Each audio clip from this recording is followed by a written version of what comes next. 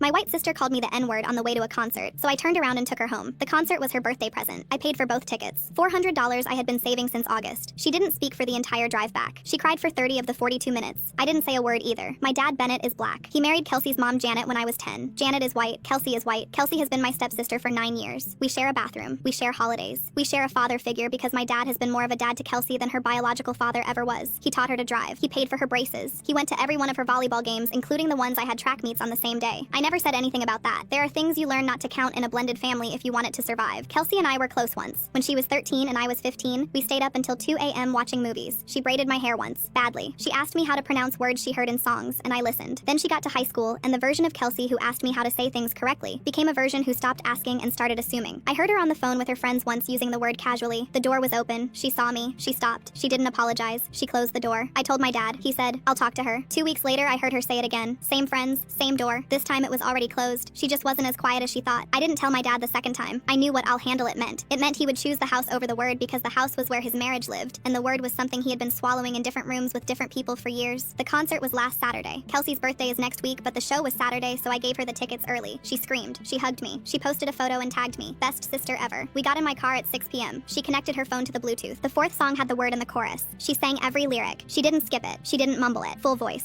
I turned the music down. I said, "Skip the word." She said, "It's just a song." I said, "Skip the word, Kelsey." She rolled her eyes. She said, "You're being so dramatic. Everyone says it." I said, "You're in my car. Skip the word." She was quiet for 4 seconds. Then she looked at me and said it. Not in the song. To me. She said, "You're acting like such a..." And she said the full word. Hard R. Looking directly at my face. In the passenger seat of a car I paid for. On the way to a concert I bought her. 9 years into a family my father built around her. I indicated right. I took the next exit. She said, "What are you doing?" I pulled onto the highway going the other direction. She said, "You're going to ruin my birthday because of one word?" I drove 42 minutes in silence. She cried. She called her mom from the car. When I pulled into the driveway, Kelsey got out and slammed the door hard enough to shake the mirrors. I went inside. Janet was in the kitchen. She said, "That was cruel. She's a child. It's her birthday weekend." I said, "She called me the N-word." Janet said, "She was singing a song. You overreacted." I said, "She wasn't singing when she said it the second time." She looked at me and said it to my face. Janet said, "Well, maybe if you didn't make everything about race, your sister wouldn't feel like she has to walk on eggshells around you." My dad walked in during that sentence. He heard it. He looked at Janet. He looked at me. He said, "Everyone needs to calm down." I stared at him. He said, "We'll talk about it tomorrow when everyone's cooled off." I went to my room. I texted my grandmother Meredith, my dad's mother. She answered immediately. She said, "Tell me everything." I told her. Then she said, "Baby, I need you to come to my house tomorrow. Don't tell your father. There are things about that household you need to see." She said, "Janet's mother sent your father a letter when they got engaged. I have kept it for 9 years. I think it's time you read it." I drove to Meredith's house the next morning. She put the letter on the kitchen table. She said, "Your father has never seen this. Janet's mother Wendy sent it to me. She assumed I would show it to him and stop the wedding." 3 handwritten pages. I am not going to write what the letter said because some sentences are too ugly to put in a video. I will say only that Wendy used the word Kelsey used in my car. She used it 14 times in 3 pages. She was describing what my father was, what I was, what our family was going to do to her daughter and her granddaughter. There was a second note tucked inside. It asked Meredith to do the right thing and let him go before those children get hurt. Those children. I was 10 years old and a woman I had never met was writing about me like I was a threat. I said, "Why didn't you show this to my dad before the wedding?" Meredith said, "Because he was happy. Because I thought Janet was different from her mother. Because I was wrong. And I have been living with that for 9 years." She wasn't handing me this letter because she wanted drama. She was handing it to me because nobody else in this family was ever going to say the truth out loud. That evening I found Bennett alone in the garage. I said, "I need to talk to you and I need you to actually listen this time." I told him about the letter, what Wendy wrote, the word used 14 times, the second note. Bennett sat down on the workbench, not like he chose to sit, like his legs gave out. He said, "When?" I said, 9 years ago, 3 weeks before you married Janet." He looked up at me and his first response was, "Your grandmother had no right to put this on you." I felt the air leave my chest. I said, "Your mother-in-law called you and me the N-word 14 times and you're mad at Grandma?" He said, "Wendy has been in our house. She's been at Christmases. She's been good to Kelsey." I said, "She's been good to Kelsey because Kelsey is white. That's the whole point." He said, "Let me think about this. Don't show Janet. Let me figure out how to handle it." Handle it. The same 2 words, the exact same words from months ago when I told him Kelsey was using the word with her friends, and nothing happened after that either. I said, "Okay, Dad." Something closed inside me, not with a slam, a lock clicking quietly into place. Friday morning, Janet was in the kitchen. She walked in with that rehearsed warmth. She said, "I spoke to your father. He told me you've been upset. Kelsey shouldn't have used that word, but canceling her birthday experience was a punishment that didn't fit the crime." I caught it. She said, "Your father told me you've been upset, not your father told me about the letter." Bennett took the biggest piece of information he had received in 9 years, that his mother-in-law used that word 14 times to try to stop his wedding, and he turned it into, "She's upset." He didn't address the problem. He managed me. He made me the issue. Again. I said, "Did Dad tell you anything else?" A small crease between Janet's eyebrows. "Like what?" Bennett buried it. "He chose the house." Again. Janet said, "Kelsey's birthday is Sunday. It would mean a lot to your father if we could all be in a good place." I said, "Sure, Sunday works." I was going to bring the letter to Kelsey's birthday dinner. Not because I wanted to ruin her birthday, because every person in this house had been given a chance to do the right thing and not one of them took it. Sunday morning my phone rang at 8:15. Kelsey. She never calls. Her entire life happens through text messages. She said, "Can we talk before dinner?" Her voice was small. She said, "I know what I said in the car was bad. I know you're not going to forgive me just because I say sorry, but I've been thinking about it every single day and I feel sick about it." She said, "My friends say it. I hear it everywhere. I know that's not an excuse. I just never thought about what it actually meant until you turned that car around and didn't say a single word for 42 minutes. That silence was worse than anything you could have said to me." Then she said, "Mom told me you overreacted and Dad told me to give you space and nobody actually said what I did was wrong. I figured that out on my own this week. Nobody told me. I just kept replaying it. That hit me in a place I wasn't ready for." Janet told her she overreacted. Bennett told her to give me space. Two adults had a chance to sit a 17-year-old girl down and say, "What you did was racist and it was wrong," and neither of them did it. They gave her comfortable exits. And Kelsey, on her own, without anyone guiding her there, walked herself to the door that said, "I messed up," and she knocked on it. That mattered. But the letter was not about Kelsey. The letter was about Wendy and the ground this family was planted in. Kelsey's apology did not undo what Wendy put on paper. It didn't undo Janet in the kitchen. It didn't undo Bennett on the workbench saying, "I'll handle it one more time before handling nothing." Kelsey was 17. The adults owed me more than a teenager who figured things out on her own because nobody bothered to teach her. I said, "There's something bigger happening at dinner tonight and I need you to be ready for it." She said, "You're scaring me." I said, "This family has been lying to itself for a long time and I'm done being the only one who sees it." I got dressed. I put the envelope with the original letter in my bag. I called Meredith. She said, "I'll be there. It's time." She said, "Baby, I have been carrying that letter like a stone in my pocket for 9 years. I should have put it down before there was a 17-year-old girl in your car saying the same words her grandmother put in writing." The line between Wendy's letter and Kelsey's mouth was straight and clear, and nobody in this family wanted to trace it. The house smelled like roasted chicken and garlic, balloons tied to Kelsey's chair, cake on the counter with her name in purple frosting, and Wendy's voice, coming through the phone propped up on speakerphone, singing happy birthday. Warm, sweet, the kind of voice you would hear and think, "That's a good grandmother." That voice wrote those words. That voice used it 14 times. And here she was singing through a speaker sounding like love, sounding like someone who had never put hate on paper in her life. Wendy to Kelsey, the letter to the car, 9 years apart, and the same word connecting them like a thread nobody wanted to see. Meredith was already seated at the table. She gave me a single small nod. She was wearing her church blouse. Bennett walked in and stopped when he saw his mother. He said, "Mom, I didn't know you were coming." Meredith said, "Your daughter invited me." Bennett's eyes moved from Meredith to me. His face changed. He knew something was happening. He said, "Can I talk to you for a second?" I sat down. I set the envelope on the table next to my plate. I said, "After dinner." Janet came in carrying the chicken. She said something about how nice it was to have everyone together. For a few minutes, it was small talk. Then Janet smiled around the table and said, "This is so nice."